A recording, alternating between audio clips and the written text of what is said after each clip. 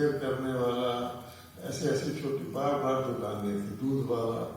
बाहर उसके एक छोटा सा नाला भी बहता है, इसको खाला कहते हैं, खाला पार्क। धर्मशाला कभी यूज नहीं हुई, बड़ी पुरानी सी अंदर से बंद थी। और वहाँ की बहन थी दो, एक तो था प्रकाश इंद्रा और भगवती, दोनों पुरानी शुरू की बहनें। अब उन्होंने कहा जी कि हमने म्यूजियम बनाना है।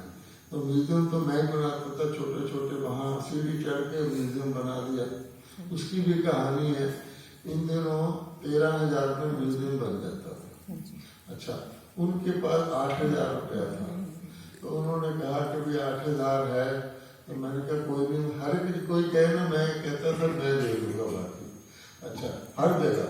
तो हुआ क्या, आज इतने 17 साल में बाहर आ, जलंधर में म्यूजियम बना, अमृतसर में बना, कई जगह बना, चंडीगढ़ में भी बना। चंडीगढ़ के भी म्यूजियम की कहानी है। खैर, तो मेरे को एक पैसा कभी देना नहीं पड़ा और मैं कहता था मैं दे दूंगा। चंडीगढ़ में भी 3,000 कम था। तो एक पहले से कपड़े वाला भाई आया साइकिल पर, और जो बहन को कहते थोड़े से पैसे हैं, तो उसके एग्जैक्टली 3,000 वो दे गया, लास्ट में पूरा हो गया। अच्छा, वहां पर म्यूजियम बन गया। तो सहारनपुर में केमिस्ट भाई था, वो थोड़ा पैसे वाला था, म्यूजियम बन गया। अब कहते हैं हमने यूपी के गवर्नर से इसकी ओपनिंग कराई। यूपी आपको पता है कहाँ, लखनऊ और सहारनपुर, वो भी छोटा सा, उतनी धर्मशाला। अच्छा, जिसकी सीढ़ी भी बंदा, ऐसी सीढ़ी थी वो कि बड़ी मुश्किल से चढ़। अच्छा, तो अब मोटा आदमी तो चढ़ ही नहीं सकता। और उसके बाहर एक बेड़ा था, उसमें बीजेपी का खोखे में दफ्तर था। अंदर जाओ तो नीचे क्लास थी, ऊपर जैसे ये है ना गैलरी, वहाँ बहने रहती थी, नीचे झांकते थे। तो ऐसे ऐसे उसकी कहानी थी। तो पहली बार उसने मुझे म्यूजियम के लिए बुलाया। तो मैं भी, ट्रेन जाती थी 2:30 बजे रात के, पहुँच गया। उसने कहा था, मैंने कहा था मैंने जाना है। तो मैं रिक्शा करके पहुँच गया। तो वो घंटी भी न उठाए। अब नीचे था नलका, तो मैंने वहीं शेव शूव करके, जब दिन चढ़ गया आया वो भाई, वहाँ एक राम अवध होता था। अब जी म्यूजियम के लिए हमने मीटिंग की। हमने कहा देखो जी, आप चीफ कमिश्नर को बना लो, पुलिस वाले को बना लो, गवर्नर यूपी से आपके म्यूजियम में आएगा, ये तो संभव नहीं। तो प्रकाश इंद्रा बहन कहती, मैं इसको राखी बांधने गई थी, आया था हमारे शहर, उसने, मैंने कहा था म्यूजियम बनाना, उसने कहा था मैं आऊँगा। मैंने कहा कि फिर आप ही चिट्ठी लिख दो उसको, हमने मीटिंग में कहा। उसने चिट्ठी लिख दी, गवर्नर मान गया। अब देखो, क्योंकि पुरानी बहनें हैं, पुरानी बहनों में शक्ति बहुत है। गवर्नर मान गया। अब सवाल ये, उसको चढ़ाएंगे कैसे? और दूसरी बात, गवर्नर आ रहा है, उस वक्त बड़ी चीज थी। तो न्यूयॉर्क की मोहिनी बहन, जगदीश थी, ऐसे सब बड़े बड़े आए वहाँ। अंदर से धर्मशाला साफ कराई गई, रहना तो वही था, बहुत किया गया। उसका नीचे हॉल था धर्मशाला का, वहाँ प्रोग्राम रखा गया बकायदा। वहाँ एक भाई था, वो बिजली का काम करता था, और उसने कहा जी मैं बत्तियों से ऐसा सजा दूंगा किसी को दिखेगा ही नहीं। यहाँ दूध वाले की दुकान है, टायर वाली, कुछ नहीं दिखेगा। वो सचमुच बत्तियों का उसका काम था। उसने उस पुतली धर्मशाला को ऐसे सजा दिया कि बस जो चमक, इतनी रौनक हो गई कि ऐसे लगता था कि महल है। गवर्नर साहब को बनाना था। अब गवर्नर जी का यहाँ, वहाँ एक पेपर मिल है, उसका मालिक गवर्नर जी का वाकफ था। तो वास्तव में पेपर मिल के मालिक के बच्चे की शादी थी, इसलिए उन्होंने दोनों बातें कंबाइन करके उसने माना था मैं आ जाता हूँ। एनी हाउ, अच्छा, सारे लोग आ गए, बैठ के सफाई हो गई। सवाल ये था कि गवर्नर को ऊपर कैसे ले जाए, बड़ा सवाल था। लेकिन ड्रामा बना हुआ है। तो अंदर से उसके एक सीढ़ी निकली जो बंद थी, बड़ी चौड़ी सीढ़ी, धर्मशाला के अंदर से ऊपर बीजेपी के दफ्तर जहाँ पर उसमें खुलती थी वो बंद थी।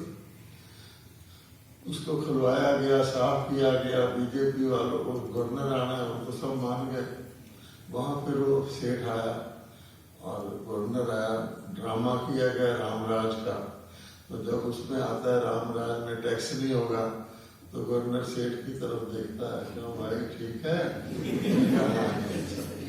फिर गवर्नर साहब ऊपर गए, वी गोपाल रेड्डी, बड़ा शानदार वो प्रोग्राम हुआ।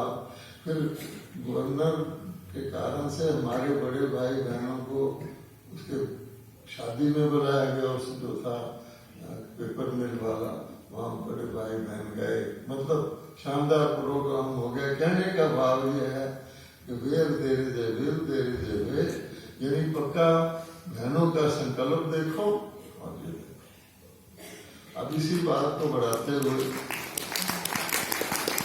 बाबा कहता, आज भी कहा है कि सारा खेल है निश्चय का। और निश्चय के मतलब है कि निश्चय तो सबको है, लेकिन निश्चय हमारा कितना है और निश्चय के आधार पर हमारा सरेंडर कितना है। क्योंकि जिसको पूरा निश्चय होगा वो पूरा सरेंडर होगा, आधा होगा तो थोड़ी अपना भी हिसाब किताब रखेगा, आधा निश्चय पे भी चलेगा, है ना। संशय बुद्धि कहा जाता है। तो अंग में भी यही होता है। अब मान लो भारत चाहता है कि हम शांति से रहें, पूरा निश्चय हो कि शांति बहुत बड़ी शक्ति है तो भारत रह सकता है। लेकिन ये सोचे पता नहीं कभी हमला करना ही ना पड़ जाए तो फिर वो क्या हथियार बनाएगा हर जगह। जब सूरज है, रोशनी है तो अंधेरा आ ही नहीं सकता। तो ये सोचे शहर आ जाए तो फिर गड़बड़ है। तो निश्चय के ऊपर मैं आपको बताना चाहता हूँ कि मुझे भगवान का वरदान था कि उसने जो कहना है, हम बच्चे थे और बाबा के साथ पले हैं, बाबा के साथ बैठे हैं, तो बाबा ने कोई ताकत भर दी। तो हुआ ये कि जो बाबा कहता था करो, मुझे महसूस नहीं होता था, मैं कर देता। पहले मुझे बाबा ने कहा पढ़ो, मैंने पढ़ना शुरू कर दिया। मेरे भाई को कहा छोड़ दो पढ़ाई, मुझे कहा पढ़ो। अच्छा, दोनों इकट्ठे गए थे। अच्छा, मेरा भाई 3 साल बाद शरीर छोड़ गया, मैं अभी भी जिंदा हूँ। तो बाबा को पता होगा इसने शरीर छोड़ना, उसको पढ़ाई वो काम करवा लिया कुछ 3 साल। फिर मुझे कहा, मैंने पढ़ाई पढ़ के चार्टर्ड अकाउंटेंट लोग दफ्तर खोलते हैं, मैंने दफ्तर खोल लिया। बाबा के पास गया, बाबा ने कहा बच्चे इसमें बुद्धि जाती है, तुम नौकरी कर लो। मैं दफ्तर में दोबारा गया कि मैंने नौकरी कर ली। अच्छा, फिर बाबा ने कहा बच्चे तुम, बहनों ने कहा बाबा तो नौकरी छोड़ दो, मैंने छोड़ दी, रिजाइन कर दिया। अब मैं आपको बताता हूँ उसका फायदा क्या कि ओम शांति भवन आपने देखा आबू का। उस समय ओम शांति भवन नहीं था, जमीन ली गई थी और वहां माउंट आबू का किचन भी छोटा था, फॉरनर वगैरह आने लगे थे, नीचे किचन था। सार ये है कि 120 टन सीमेंट लेना था दिल्ली गवर्नमेंट से, और उन दोनों सीमेंट कंट्रोल था। 20 बोरी राशन कार्ड पे मिलता था आबू में 3 महीने में। तो मैं दिल्ली में था, मुझे कहा गया ब्रिजमोहन भाई तुमने सीमेंट लेना है। चले गया, मैं सीमेंट कंट्रोलर का दफ्तर पूछ के चले गए। अब सुनिए, वो भाई सामने एक बैठा था, किसी से बात कर रहा था। जब उसकी बात पूरी हुई तो सीमेंट कंट्रोलर मुझे क्या कहिए। अब देखिए, आमतौर पे आप ऐसे नहीं कहते, पर मैंने कहा कि आप किस शहर के रहने वाले हैं। उसने कहा अमृतसर, वो मेरा ही शहर है अमृतसर। मैं अंदर से मुस्कुराया। फिर मैंने उससे पूछा आप किस स्कूल में पढ़े हैं, कभी आप सोच सकते हैं कि आप सीमेंट लेने जाएं, उसको शहर पूछे फिर उसको स्कूल पूछे, लेकिन उसने मेरा स्कूल बताया। अब आप सोच सकते हैं कि सिवाय शिव बाबा के किसी को पता हो सकता है? एक शहर के रहने वाले एक स्कूल में पढ़े हैं, उसने मेरा स्कूल बताया। फिर जी हमने मास्टर, उस स्कूल में हमारे एक सोडी टीचर थे सरदार जी, उनके यहाँ गाड़ी थी, तो हम उनको कुकर सोडी कह के छेड़ते थे मास्टर जी। तो मैंने कहा हमारे स्कूल में कुकर सोडी होते थे। हाँ, कहता ठीक है, ऐसा। फिर हमारा स्कूल फर्स्ट आता था बैंड, तो मैंने कहा हमारा बैंड फर्स्ट आता था। कहता हाँ। इतनी बात हुई। अब उसके मन में हम सब भूल गए, हमारी उम्र कितनी है, हम क्या करने आए हैं। कहता जी काम बताओ। तो मैंने कहा जी 120 में माउंट ब्रह्मा कुमारी में हूँ, माउंट आबू से 120 टन सीमेंट लेता। कहता 120 टन, अपने को डैम बनाना। तो मैंने कहा जी नहीं, ऐसा है कि ऐसे ऐसे हमारा बहुत बड़ा हेडक्वार्टर में सामने बनना है, किचन विचन बनना है। तो कहता है सरकार तो नहीं देती, ठहरो ठहरो। कहता है संजय गांधी ने आनंदपुर के गुरुद्वारे के लिए लिया है, मैं कोशिश करता हूँ। लो जी, उसने ना सिर्फ सीमेंट सैंक्शन किया, सारे मुझे बातें बताई। सीमेंट दो तरह का होता है, एक एपीसी होता है, पीपीसी होता है, वो जल्दी जुड़ता है, वो हम खास पुल बनाने के लिए देते हैं। दूसरा हम जनरल देते हैं, उसमें चूरा मिला होता है। मैं आपको एपीसी दूंगा। फिर उसने सारा बताया कि ट्रांसपोर्ट कंपनियां होती हैं, वो फिक्स करती हैं, हमारे से लोग सारा समझा के वो जी हमें उसने 120 टन का 120 टन सीमेंट दे दिया। उस समय 20 रुपए की बोरी सीमेंट होता था, 20 रुपए ब्लैक होता था। तो अच्छा, मतलब डबल रेट होता था। तो खैर उसने दे दिया। फिर तो दादी जी दिल्ली में कभी आई थी, उसके घर गई। जब तक उसका शरीर नहीं छूटा, हमारा संपर्क रहा, वो कभी ब्रह्मा कुमार नहीं बना। अच्छा, लेकिन वो कहता था, कोई लोग कहते थे मुझे पावर हाउस से क्या लेना है, मुझे तो प्लग चाहिए, तो प्लग है और मेरे लिए ठीक है। ऐसे होते हैं कई, पर स्नेही था।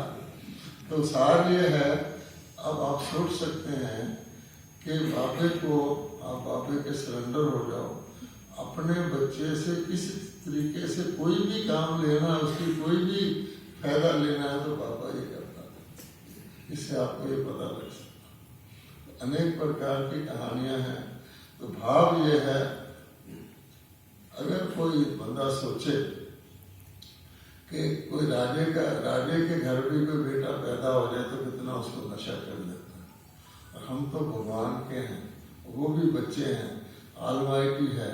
तो आपके ख्याल में इससे बड़ा किसी को पिता मिल सकता, परम पिता? और फिर उसके मिलने के बाद कोई सोचे कि मैं कुछ थोड़ा सा और भी कहीं से ले लूँ, इधर उधर से, या मन छोटा करे, उसकी गलती है। सरकार में भी कोई सरकारी नौकरी कर लेता है, मान लो कि डॉक्टर बन जाता है सरकारी, तो वो प्राइवेट प्रैक्टिस नहीं कर सकता। कहते हैं कि तुम सरकार तुम्हें पैसा दे रही है, घर दे रही है, सब कुछ दे रही है, तो प्राइवेट प्रैक्टिस क्यों करते हो? करना हो तो परमिशन लेनी पड़ती है। तो हर जगह ऐसा होता है। ये तो भगवान का घर है, तो भगवान के घर में फिर कोई छोटा मोटा प्राइवेट करने की कोशिश करे, इसका मतलब उसको पूरा निश्चय नहीं है कि शायद मेरा स्वास्थ्य बिगड़ जाएगा तो कौन ध्यान रखेगा, मैं बूढ़ा हो जाऊंगा, मेरा कौन ध्यान रखेगा, कहीं मैं चल ना सका, मेरा कौन ध्यान रखेगा। तो बाबा कहता है इसलिए निश्चय की नींव को पक्का करेंगे। तो निश्चय मीन निश्चित, और निश्चित मीन आपको कोई चीज फिक्र करने की किसी तरह की जरूरत नहीं। ये हमारा पक्का तजर्बा है। चाहे शारीरिक रोग आए, चाहे कहीं आप कोई आपको फंसाने की कोशिश करे, दफ्तरों में भी ऐसा होता है, कुछ भी कर ले, आपको लौकिक में जो आप हैं उससे 1000 गुना कभी भी आपको बाबा तकलीफ नहीं होने देगा। ये पक्की बात समझ। Thank you.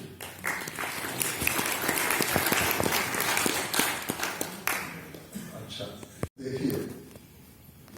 तो छोटी बात। मेरे को ये शौक था कि कोई भी काम हो तो सबसे पहले बाबे का काम, बाकी काम बाद में, कुछ भी हो जाए। तो दिल्ली और नंगल के बीच में एक शहर है मुजफ्फरनगर। उस वहाँ एक ट्रेन जो दिल्ली से नंगल में चलती है, नंगल डैम एक्सप्रेस, वो वहाँ 3 मिनट रुकती है। छोटा शहर है, रात को ही आती है ट्रेन, कोई 10 सवा 10 बजे। दिल्ली से उस वक्त 9:30 बजे चलती थी, सुबह नंगल पहुँचती थी। तो मुजफ्फरनगर में दिल्ली वालों ने एक प्रदर्शनी रख ली, बहुत बड़ी। उस समय प्रदर्शनी रख ली तो मुझे कहा आप भी शनिवार एतवार आ जाना। तो मैं चले गया। अब जाना तो आसान था, आने के वक्त मुझे उसी ट्रेन में आना था और वो 9:15 बजे वहां से चलती है। तो 9:30 दिल्ली से चलती है, तो उसमें रिजर्व डब्बे भी नहीं होते। लो जी, मैं सारा दिन सेवा करता रहा, मिलता जुलता रहा। आज को मैं प्लेटफार्म पे आ गया, उसका प्लेटफार्म भी नीचा है। अच्छा, अब मैंने कहा बाबा, मैं आज तक बिना स्लीपिंग सीट के कभी ट्रेवल नहीं किया। जब मैं मतलब बुक करा लेता था, अब वहाँ तो स्लीपिंग बुलीपिंग थी नहीं। तो मैंने कहा बाबा, मैं खड़ा हो जाऊंगा, जो डब्बा मेरे सामने आएगा उसी में चढ़ूंगा। जैसे कोई जिद करता है ना, सीट आपने दिलवानी है, लो जी ट्रेन आई। पहले तो जरा सा मेरा मन हिला, फिर मैंने कहा नहीं, चाहे एक टांग पे खड़े होकर जाना पड़े, उसी डब्बे में चढ़ूंगा। मैं चढ़ गया। अब सोचो, अनरिजर्व डब्बा है, रात का वक्त है, नीचे की सीटों पे लोग ताश खेल रहे हैं, सिगरेटें पी रहे हैं, ऊपर के डब्बों में लोग लेटे, 2 सीट मिली लेटे हुए, 3-4 कैबिन होते हैं। मैं चढ़ा, पहला कैबिन देखा फुल, दूसरा देखा फुल। जब मैं लास्ट में पहुंचा तो मेरे मन में आया, भगवान कब कहता है तुम हट करो, हैं, ये तो तुम्हारी अपनी गलती है, तुम ऐसे मेरे मन में आया। मैं वहाँ खड़ा हुआ तो ऊपर की सीट से एक आदमी ने अपना कंबल लपेटा और उतर गया। मैं उसकी जगह चढ़ गया, सीट मुझे मिल गई। मेरे 2 आंसू आए। मैंने कहा देखो, ये आदमी पहले उतर जाता, वो दूसरा भी चढ़ जाता उसमें, ये वेट करता रहा, इसने उतरना यहाँ था कि जब ये पहुंचेगा तब मैं उतरूंगा और तब ये सीट लेगा। अब आप सोच सकते हैं, ये एक बार नहीं हुआ, क्योंकि मैंने कहा मैं तो सर्विस करता था तो रॉयल्टी से रहता था, पता होता था कि भी इस वक्त जाना है, इस वक्त आना, सीट बुक कराता था। यहाँ तक कि जब बाबा ने कमेटी बनाई थी 69 में, बाबा शरीर छोड़ा, 68 में 4 भाइयों को बुलाया था। तो मैं नौकरी करता था, तब मैं छुट्टी वगैरह लेके सबसे पहले काउंटर पे नौकरी करता था, छुट्टी मिल गई। तो बाबा ने मुझे कहा कि देखो, ये सबसे पहले आ गया, ये नौकरी करता है, ये उड़न खटोला है। हालांकि छुट्टी नौकरी के हिसाब से छुट्टी लेने के पहले पहुंचना पड़ता था। अच्छा, अब देखिए, पहला एक बहुत बड़ा मेला पटना में हुआ और उसमें चीफ मिनिस्टर ने आना था, बहुत बड़ा मेला था। मैं माउंट आबू पहुंचा ही था तो बाबा ने कह दिया कि तुमने उसमें जाना है। अच्छा, मैंने ठीक है, तो मैंने उसमें सीट बुक करा ली अपने जाने की, आने की। अचानक क्या हुआ कि 2 दिन मैंने वहां रहना था तो मेरी लौकिक माँ बीमार हो गई। लौकिक माँ मेरी मथुरा में रहती थी। मुझे बीमार का, मरने का कुछ चिंता नहीं थी, अम्मा मरे हलवा खाओ, लेकिन लौकिक का ख्याल था कि अगर माता को कुछ हो गया तो लोग कहेंगे देखो जी, ये बेटा सेवा में भाग गया, माँ शरीर छोड़ दी। तो मैंने, यानी संदेशी मेरे पास मोहिनी बहन थी, उनसे पूछवाया कि बहन जी, मैं तो जा रहा हूँ पर थोड़ा सा पूछ लो कि भी मुझे क्या करना है। मैंने सोचा पूछ लूं कि शरीर छोड़ना हो तो मैं ना जाऊं। उसने कहा जी ऐसा है कि बाबा ने कहा कि ऐसी कोई बात नहीं है, पर उसको कहो वापसी पर वहां से होके आ जाए। अब अर्थ उसका यह निकला कि मुझे वापसी पर एक दिन पहले वहां से छोड़ना था ताकि मैं उससे मिल के आ जाऊँ। तो वहां से तूफान में ट्रेन चलती है कलकत्ते से, वो वाया मथुरा आती है। तो मैंने कहा ठीक है, तो मैंने एक दिन पहले आना था, मतलब कि मेरी जो वापसी रिजर्वेशन थी वो यूज नहीं होनी थी, अन्य दरब में आना था। वहां पटना में ओम प्रकाश जी रेलवे वाले सब आए, हम आपको चढ़ा देंगे। हम पहुंच गए स्टेशन पे। वहाँ इतनी मतलब लॉलेसनेस है बिहार में कि वहाँ टीटी दरवाजा ही नहीं खोलता डब्बों का, वो चढ़ता है अगले स्टेशन से डर का मारा। तो सारा डब्बा, हम एक डब्बे के आगे खड़े हो गए, बंद खटखटाए, कुछ ना हो, टाइम हो गया ट्रेन का। आखिर बहुत किसी ने एक दरवाजा खोला, मैं फटाफट उसमें अंदर घुसा, ट्रेन चल पड़ी। अच्छा अब देखो, मैं जाके वहां टॉयलेट के पास खड़ा हो गया, वहां एक माता भी अपने बच्चे के साथ खड़ी थी। 1 मिनट में आदमी आया, धोती बनियान पहने, उसने बाथरूम जाना था, बाहर आके कहता है, उसने समझा ये माता मेरे साथ है बच्चे वाले, तो कहता है आप लोगों के पास सीट नहीं है? तो माता कहती नहीं मेरे पास तो है, रिजर्वेशन है, लेकिन टीटी नहीं है। तो मुझे कहता आपके पास नहीं है? मैंने कहा नहीं। कहता आओ मेरे साथ। लो जी, वो मुझे ले गया। वो रेलवे का टीचर था कोई ट्रांसफर पर, उसकी 9 सीटें थी और बच्चे भी थे छोटे छोटे। उसने 2 बच्चों को बैठाया और मुझे नीचे की सीट दे दी। फिर मुझे 2 आंसू आए कि देखो ऐसी हालत में भी कि बाबा ने मुझे सीट दिलवा दी। तो मैंने ये देखा है कि टोटल आपको कोई कह रहा कुएं में छलांग लगा दो, आप आंख बंद करके लगा दो, वहां बाबा बैठा। जब मैंने नौकरी से रिजाइन किया तो मेरे वहां के दूर के रिश्तेदार तो कभी आए नहीं, कभी मिले नहीं, वो आ गए। अरे तुम सरकारी नौकरी छोड़ता है? लोग तो सरकारी नौकरी ढूंढते हैं, जब तुम बूढ़ा हो जाएगा मांग के खाएगा, दान का पैसा खाएगा। ऐसे ऐसे वो मुझे समझाए, बड़े बड़े हितैषी होकर। तो मैंने कहा जी ऐसा है, मैंने सोच समझ के छोड़ी। भाइयों ने भी, बीके ने भी मुझे कहा यहाँ तुम्हें 7 कमरे का बंगला है, वहाँ तुम कुंभ जाओगे, कुंभ के मेले में जाओगे, कहीं सेंटर में रहोगे, 6-6 लोगों को एक कमरे में रखा जाएगा, तुम्हारा तो बुरा हाल हो जाएगा। और मैंने देखा है कि आज तक तो दुनिया में कहीं भी चले जाओ, बाबा ने मुझे जितना कोई कंफर्टेबल रह सकता उससे 10 गुना रखा है ऑटोमेटिकली। आप उसको क्या करें, इसलिए निश्चय रखना चाहिए।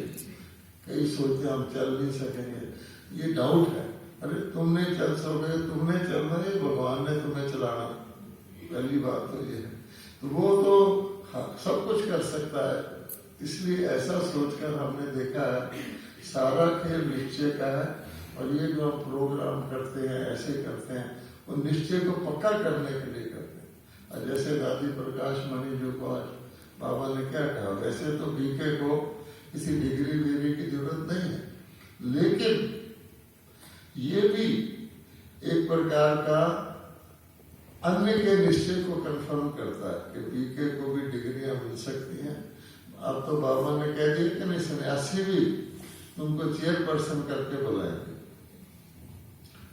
अभी मैं मधुबन से आया हूँ, वहां पर सुनीता बहन है, डॉक्टर सुनीता, PhD, और मेरे पास आई, कहती भाई साहब मैं फलानी महिला संस्था में गई थी, मुझे चेयरमैन बनाया है, एक मिनट का मेरा वीडियो देख लो। मैंने सचमुच देखा, उसको चेयरमैन बनाया, बड़ी महिला के साथ स्वागत कर रही है, उसको मेमेंटो दिए हैं, आदि मुझे सब दिखा रही थी। मैंने उसको पहली बार देखा था। मैंने कहा बहन जी आप क्या करती हो? उसने बताया मुझे ऑफिस मिला हुआ। तो एक बीके सिस्टर को चेयरमैन बना के बड़ी भारी महिला संस्था वाले उसका वो कर रहे हैं। आजकल तो हम सारे चेयरमैन है, एक प्रकार से कुर्सी पर तो बैठते हैं ना। कहने का भाव ये है, इतना शानदार बाबा का प्रबंध है। हर एक बच्चा, जैसे आज बाबा ने कहा कि तुम्हारी राशि ही क्या है, हाँ, क्या है? उड़ती कला, यानी शक्ति कला, उड़ती कला, उड़ने की राशि है और उड़ते रहो। और दूसरी बात कि जो तुम कर रहे हो अच्छा, जो आगे होगा पहले से उससे अच्छा।